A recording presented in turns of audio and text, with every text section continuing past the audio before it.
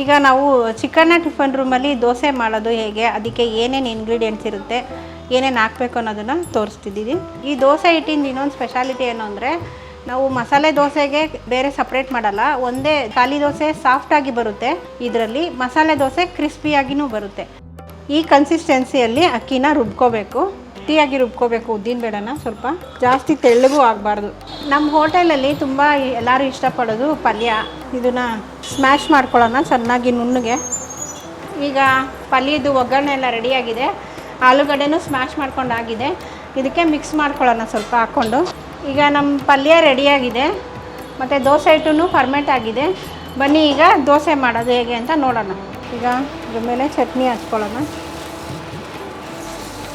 ನಾವೀಗ ಪಲ್ಯ ರೆಡಿ ಮಾಡ್ಕೊಂಡಿದ್ವಲ್ಲ ಆಗಲೇ, ಅದನ್ನು ಇವಾಗ ಇದರೊಳಗಡೆ ಹಾಕೋಣ. ತುಪ್ಪ ಹಾಕೋಣ. ಮಸಾಲೆ ದೋಸೆ ರೆಡಿಯಾಗಿದೆ.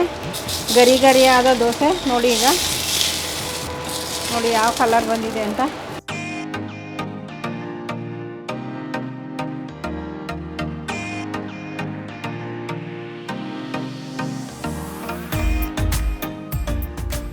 ನಾವು ಚಿಕ್ಕ ವಯಸ್ಸಿಂದನೂ ಇಲ್ಲಿಂದನೇ ತಿಳ್ಕೊಂಬಂದಿರೋದು. ಈ ದೋಸೆ ಬಿಟ್ಟರೆ ನಮ್ಮ ಕಬ್ಬನ್ಪೇಟೆಯಲ್ಲಿ ನಮ್ಗೆ ಬೇರೆ ಯಾವುದೂ ಇಷ್ಟ ಆಗಲ್ಲ, ಅಷ್ಟು ಚೆನ್ನಾಗಿದೆ ದೋಸೆ ಅಂದರೆ.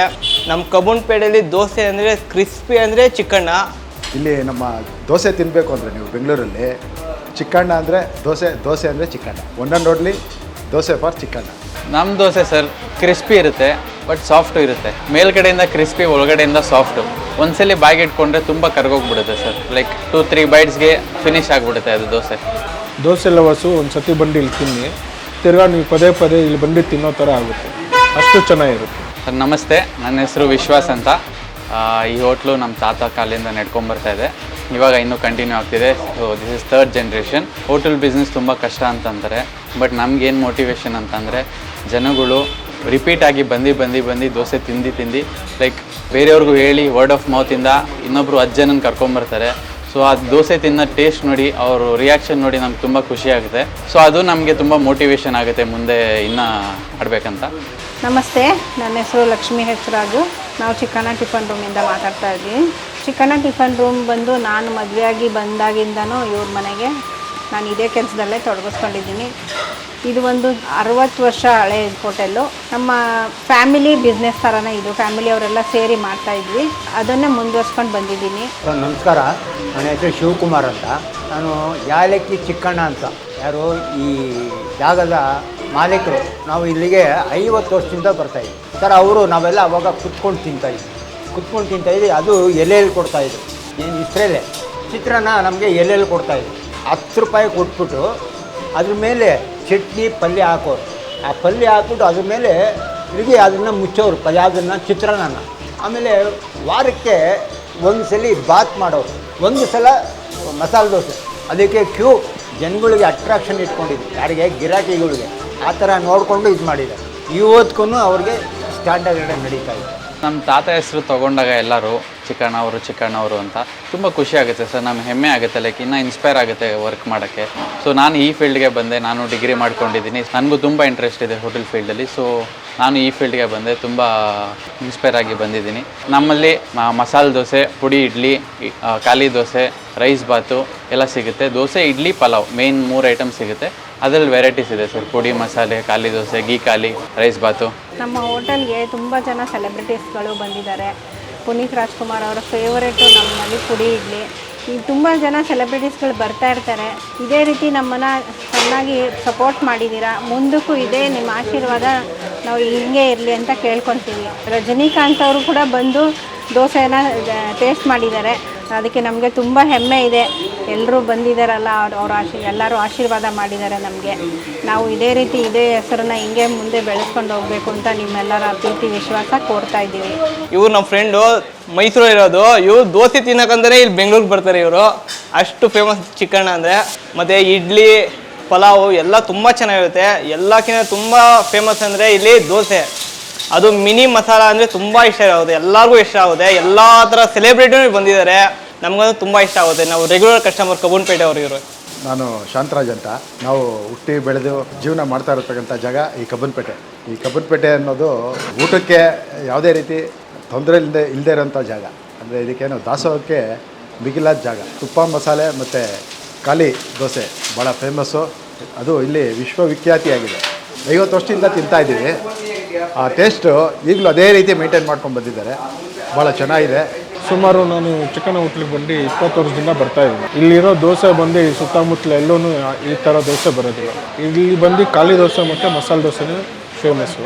ನಮಗೆ ಹೋಟ್ಲಲ್ಲಿ ಇಷ್ಟ ಆಗೋದು ಬಂದು ಮಿನಿ ಮಸಾಲೆ ಖಾಲಿ ದೋಸೆ ವಿತ್ ತುಪ್ಪ ತಿಂದರೆ ಅದು ಒಂಥರ ಅದು ಫೀಲೇ ಬೇರೆ. ನೀವು ಟೇಸ್ಟ್ ಮಾಡೋದ್ರಿಂದ ಗೊತ್ತಾಗೋದು. ನಮ್ಮದು ದೋಸೆ ಅಂದರೆ ತುಂಬ ಫೇಮಸ್ಸು. ಎಲ್ಲೆಲ್ಲಿಂದನೂ ಹುಡುಕೊಂಡು ಬರ್ತಾರೆ ದೋಸೆಗೋಸ್ಕರ. ನಾವು ಇದುವರೆಗೂ ಯಾರಿಗೂ ಈ ಥರ ದೋಸೆಗೆ ಏನೇನು ಹಾಕಬೇಕು ಆ ಥರ ಎಲ್ಲ ಯಾರಿಗೂ ಏನೂ ತೋರಿಸ್ಕೊಟ್ಟಿಲ್ಲ. ಈಗ ಕಲರ್ಸ್ ಟಾಕೀಸ್ ಅವ್ರಿಗೆ ನಾನು ಅಭಿಮಾನಿಯಾಗಿ ಅವ್ರು ಕೇಳಿದ್ದಕ್ಕೆ ನಾನು ಇಲ್ಲ ಅಂತ ಹೇಳಿಲ್ಲ.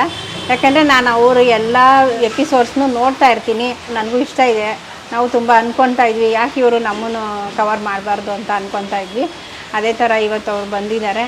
ನಾವಿವಾಗ ನಿಮಗೆ ನಾವು ದೋಸೆಗೆ ಏನೇನು ಹಾಕ್ತೀವಿ, ಯಾವ ರೀತಿ ದೋಸೆ ಮಾಡಬೇಕು ಅನ್ನೋದನ್ನು ಹೇಳ್ಕೊಡ್ತೀವಿ. ಬನ್ನಿ. ಈಗ ನಾವು ಚಿಕನ್ನ ಟಿಫನ್ ರೂಮಲ್ಲಿ ದೋಸೆ ಮಾಡೋದು ಹೇಗೆ, ಅದಕ್ಕೆ ಏನೇನು ಇಂಗ್ರೀಡಿಯೆಂಟ್ಸ್ ಇರುತ್ತೆ, ಏನೇನು ಹಾಕಬೇಕು ಅನ್ನೋದನ್ನು ತೋರಿಸ್ತಿದ್ದೀವಿ. ಇದು 1 kg ಅಕ್ಕಿ, ದೋಸೆ ಅಕ್ಕಿ. ಇದು ಸಬ್ಬಕ್ಕಿ 100 ಗ್ರಾಮ್ ಹಾಕ್ತೀವಿ. ಅವಲಕ್ಕಿ 100 ಗ್ರಾಮು, ಗಟ್ಟಿ ಅವಲಕ್ಕಿ. ಸ್ವಲ್ಪ ಮೆಂತ್ಯ. ಅವಲಕ್ಕಿ ಬಂದು ಅದು ಸಾಫ್ಟ್ನೆಸ್ ಬರುತ್ತೆ. ಸಬ್ಬಕ್ಕಿನೂ ಕೂಡ ಅದಕ್ಕೇನೆ ಥರ ಫ್ಲಫಿ ಬರೋಕ್ಕೆ. ಉದ್ದಿನಬೇಳೆ ಬಂದು 1 kgಗೆ 1/4 kg ಉದ್ದಿನಬೇಳೆ, 1ಕ್ಕೆ 4 ಪ್ರಪೋರ್ಷನ್. ಇದಿಷ್ಟನ್ನು ನೆನೆಸ್ಕೊಳ್ಳೋಣ. ಈಗ ಇದು ಒಂದು 2 ಅವರ್ ನೆನೆಸ್ಕೋಬೇಕು.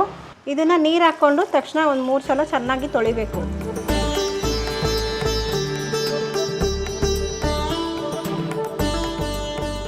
ಮೂರು ಸಲ ತೊಳೆದಾಗಿದೆ. ಇದನ್ನು ಇನ್ನೊಂದು ಸಲ ನೀರು ಹಾಕ್ಬಿಟ್ಟು ನೆನೆಯಕ್ಕೆ ಬಿಡೋಣ. 2 ಅವರು ಚೆನ್ನಾಗಿ ನೆನಿಬೇಕು. ಇದು ಉದ್ದಿನಬೇಳೆ ಸಪ್ರೇಟಾಗಿ ನೆನೆಸ್ಕೊಂಡು ಸಪ್ರೇಟಾಗಿ ರುಬ್ತೀವಿ. ಇದನ್ನು ಚೆನ್ನಾಗಿ 3 ಸಲ ತೊಳಿಬೇಕು. ಚೆನ್ನಾಗಿ ತೊಳೆದು ನೆನೆಯಕ್ಕೆ ಬಿಡಬೇಕು. ಈ ದೋಸೆ ಹಿಟ್ಟಿಂದ ಇನ್ನೊಂದು ಸ್ಪೆಷಾಲಿಟಿ ಏನು ಅಂದರೆ, ನಾವು ಮಸಾಲೆ ದೋಸೆಗೆ ಬೇರೆ ಸಪ್ರೇಟ್ ಮಾಡಲ್ಲ. ಒಂದೇ ದೋಸೆ, ಖಾಲಿ ದೋಸೆ ಸಾಫ್ಟಾಗಿ ಬರುತ್ತೆ. ಇದರಲ್ಲಿ ಮಸಾಲೆ ದೋಸೆ ಕ್ರಿಸ್ಪಿಯಾಗಿಯೂ ಬರುತ್ತೆ. ಅದೇ ನಮ್ಮ ಸ್ಪೆಷಾಲಿಟಿ. ಈಗ ಇದು 2 ಅವರ್ ನೆಂದಿದೆ. ರುಬ್ಬುವಂಥ ಸಮಯ. ಬನ್ನಿ ರುಬ್ಕೊಳ್ಳೋಣ. ಇದಕ್ಕೆ ಸ್ವಲ್ಪ ನೀರು ಸೇರಿಸ್ಕೊಳ್ಳೋಣ.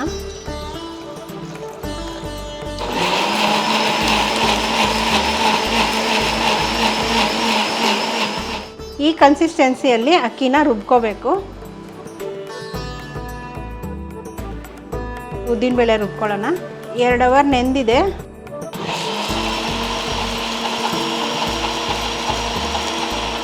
ಗಟ್ಟಿಯಾಗಿ ರುಬ್ಕೋಬೇಕು ಉದ್ದಿನಬೇಳೆನ. ಸ್ವಲ್ಪ ಜಾಸ್ತಿ ತೆಳ್ಳಗೂ ಆಗಬಾರ್ದು. ತೆಳ್ಳಗಾದರೆ ದೋಸೆ ಚೆನ್ನಾಗಿ ಬರಲ್ಲ. ಕನ್ಸಿಸ್ಟೆನ್ಸಿ ಸರಿಯಾಗಿರಬೇಕು. ಈಗ ಅಕ್ಕಿ ಉದ್ದಿನಬೇಳೆ ಎರಡನ್ನೂ ರುಬ್ಬಿಯಾಗಿದೆ. ಇದನ್ನು ಈಗ 8 ಅವರು ಫರ್ಮೆಂಟ್ ಆಗೋಕ್ಕೆ ಬಿಡಬೇಕು. ಅದಕ್ಕೆ ಸ್ವಲ್ಪ ಉಪ್ಪು ಹಾಕ್ಬಿಟ್ಟು ಬಿಟ್ಬಿಡೋಣ.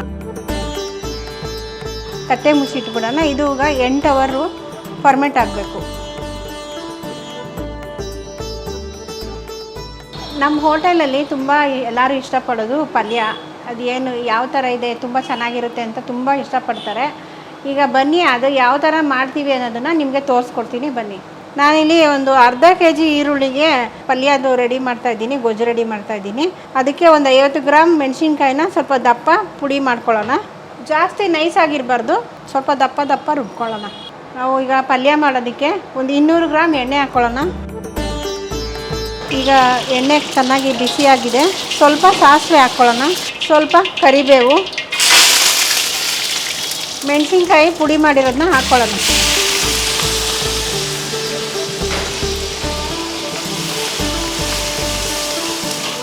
ಈರುಳ್ಳಿ ಹಾಕ್ಕೊಳ್ಳೋಣ. ಅರ್ಧ kg ಇದೆ ಇದು.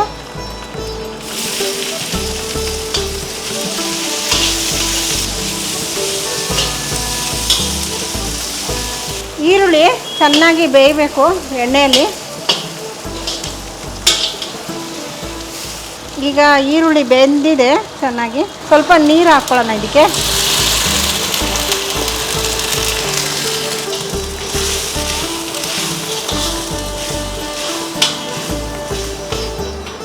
ಈಗ ಇದಕ್ಕೆ ಅರಿಶಿನ ಸೇರಿಸ್ಕೊಳ್ಳೋಣ ಸ್ವಲ್ಪ. ಈಗ ಉಪ್ಪು ಹಾಕ್ಕೊಳ್ಳೋಣ ಸ್ವಲ್ಪ.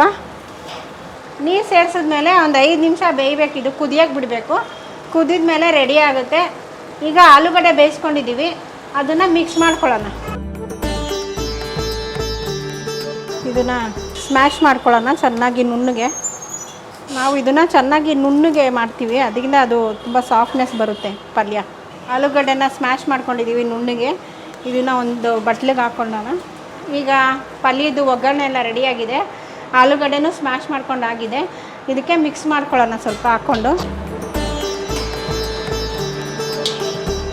ಇದನ್ನು ಚೆನ್ನಾಗಿ ಮಿಕ್ಸ್ ಮಾಡ್ಕೊಳ್ಳೋಣ. ನಮ್ಮ ಹೋಟೆಲ್ ಸ್ಪೆಷಲ್ ಪಲ್ಯ ನೋಡ್ಬೋದು ಎಷ್ಟು ಸ್ಮೂತಾಗಿದೆ ಅಂತ. ಈಗ ನಮ್ಮ ಪಲ್ಯ ರೆಡಿಯಾಗಿದೆ ಮತ್ತು ದೋಸೆ ಹಿಟ್ಟೂ ಫರ್ಮೆಂಟ್ ಆಗಿದೆ. ಬನ್ನಿ ಈಗ ದೋಸೆ ಮಾಡೋದು ಹೇಗೆ ಅಂತ ನೋಡೋಣ. ನೋಡಿ, ಈಗ ನಾವು ರುಬ್ಬಿಟ್ಟು ಫರ್ಮೆಂಟ್ ಆಗೋಕೆ ಇಟ್ಟಿದ್ದೀವಲ್ಲ, 8 ಅವರ್ ಫರ್ಮೆಂಟ್ ಆದಮೇಲೆ ದೋಸೆ ಹಿಟ್ಟು ಈ ಥರ ಉದ್ಗಿ ಬಂದಿದೆ. ನೀವು ಸ್ವಲ್ಪ ಸೋಡಾ ಬೇಕಾದರೆ ಯೂಸ್ ಮಾಡೋರು ಹಾಕ್ಕೋಬೋದು, ಇಲ್ಲಾಂದರೆ ಹಂಗೇನೂ ಯೂಸ್ ಮಾಡ್ಬೋದು. ಈಗ ದೋಸೆ ಹಾಕ್ತೀನಿ, ಖಾಲಿ ದೋಸೆ ಹಾಕೋಣ.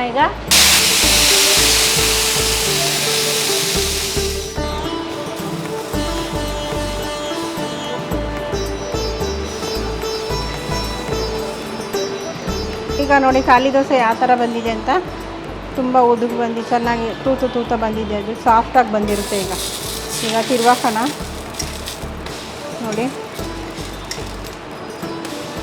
ಈ ಕಲರ್ ಬಂದರೆ ತುಂಬ ಚೆನ್ನಾಗಿರುತ್ತೆ.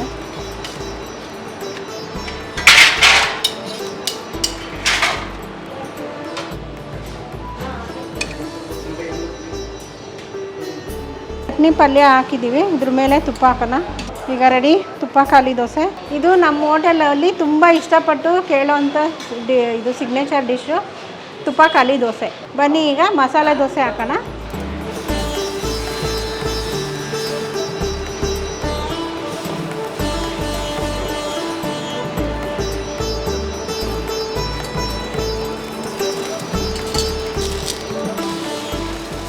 ಈಗ ಆಯಿತು.